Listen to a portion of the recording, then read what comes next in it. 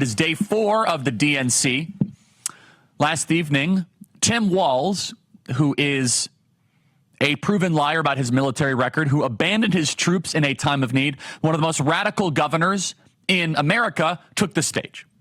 Tim Walz is a perfect example of how the Democrat Party is pumping tens of millions of dollars into trying to culturally appropriate conservatism. Now, cultural appropriation is a term that the left usually uses. Cultural appropriation, they'll say, is, oh, you can't wear a Native American headdress. That's cultural appropriation. You can't wear an afro. That is cultural appropriation. On Cinco de Mayo, you are not allowed to wear a sombrero hat. That is cultural appropriation.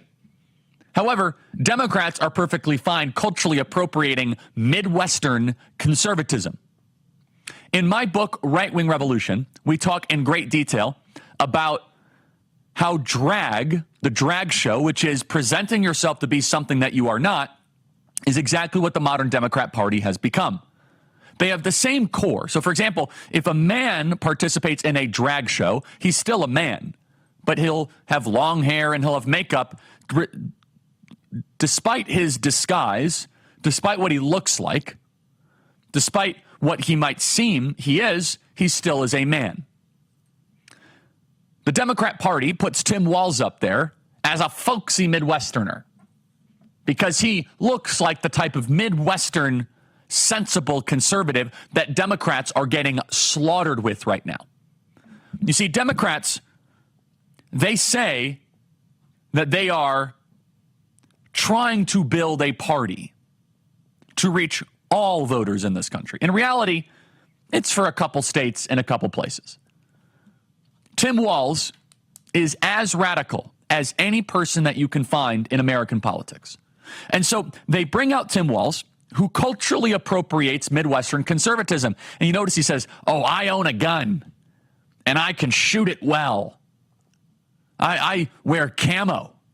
You see, they're trying to propagandize you and convince you that because Tim Walz was a football coach and knows how to shoot a shotgun. By the way, he didn't bring a gun into combat because he betrayed and lied his fellow service members in combat.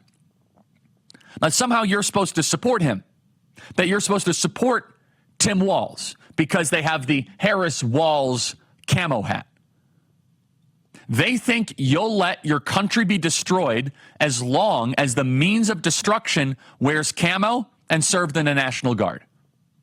They think you will now vote for the Democrat Party because they pick a white Midwestern governor who wears a camo hat. This goes to show that they are losing so significantly in the rural parts of these states, so significantly with decent people, and they are losing the male vote in record ways.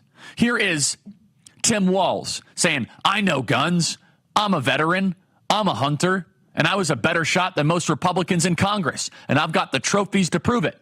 Play cut 126. I know guns, I'm a veteran, I'm a hunter, and I was a better shot than most Republicans in Congress, and I got the trophies to prove it. See, I'll be honest, I don't believe him when he says that. I just don't. What has he done and demonstrated in the last couple of weeks that he tells the truth? He lied about his wife getting IVF treatments. She did not. He lied about stolen valor. And by the way, it's so interesting. Was the audience cheering about the fact that he had guns? No. They were cheering about Tim Walz effectively culturally appropriating Midwestern conservatism. You see, Democrats, they want political power a lot more than we do. And that's probably a good thing. We don't worship political power like they do. So they say with Tim Walz, they're willing to stomach somebody who outwardly contradicts their stated positions if it means that they can get to political power. We as Republicans, we don't put up with that anymore. If all of a sudden you had somebody come up and they would say, yes, you know, I am a tranny and I really believe in all this stuff and vote for me, you think that that would get applause at the Republican convention? Of course not. But Tim Walz is the condescending candidate. Tim Walz not only has been more radical than what we've seen in San Francisco and New York, with almost no track record to speak of. But it goes to show how Hollywood is running the Democrat Party, that they can pick an actor who can put on a disguise and say, oh, wow, I'm going to vote for him because he's like me.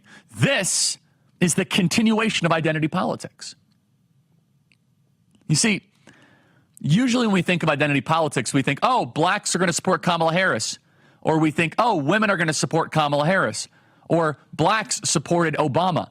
But they are now trying to say, well, can we get white men to support Harris Walls because that goofball is a white Midwestern folksy guy? And to even demonstrate further their issue with young men, an issue with men, they could not have made this more grotesque last evening. Not only was he bragging about his guns, they had him enter with his football team. And look, I'm a huge football fan, but could you broadcast, we are losing with men, we are losing with men, we are losing with men? Could you make it more clear, Democrats? You have disenfranchised, turn your back on the men of this country? And let me be very clear. For the men of America, we must rise up in record numbers and vote in record numbers this fall. And if men vote at the same clip as women in this country, we will win. Why? Because Kamala Harris is winning the female vote by 10 points. Donald Trump is winning the male vote by 15 to 20 points. Therefore, if men and women vote with parity, it's not going to end up well for them.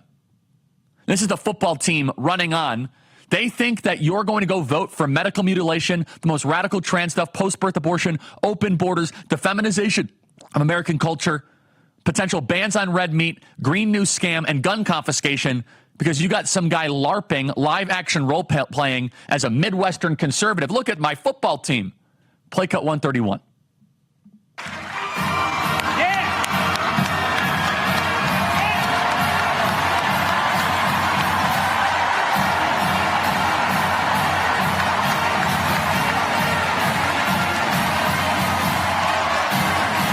Okay, so is it me or is that the Navy fight song? Maybe I'm wrong. Maybe my Shazam in my head is off, but I highly doubt that was his high school team's fight song. Maybe it was. Just more cultural appropriation then. Anyway, so that's a side note. Did you notice that there were no members of his guard unit there and that Tim Walz did not lean into his military service? Because we have successfully flushed out that he is a fraud when it comes to his military service. So now they're going back to his older part of his biography. How do we win over men? Well, you make it seem like you are Mike Ditka. Make it seem like you're giving that pump-up speech to the 85 Bears. Tim Walz continues, trying to win over the men of this country. Let me be very clear. Thinking that Tim Walz is going to win over men is exactly what women running a convention would do. Women think that they know what men want. Men think they know what women want. It is very clear that a group of women are organizing the DNC. Where they get around, they say, well, what if we have them storm the sports ball people come up on stage? And that is the United States Armed Force medley. Thank you. I wasn't too far off. What if we have him talk about guns? This is Dana Bash, who says effectively the new. Actually, I have to do this after the break. Running out of time, but I have to tease it. It's so good. She says the Democrat Party is trying to mobilize low testosterone men. Now, we have always known this. We've joked about it. But if your testosterone rate is low, you're more likely to be a Democrat. It's just the way it is. You're less confident. You are less self-directed. You are easily controlled, easily manipulated. Now, testosterone rates are going down dramatically in the West. Why? Microplastics, toxins, other reasons. But if you are a low T man, you are a perfect potential Democrat voter because you will do what you are told.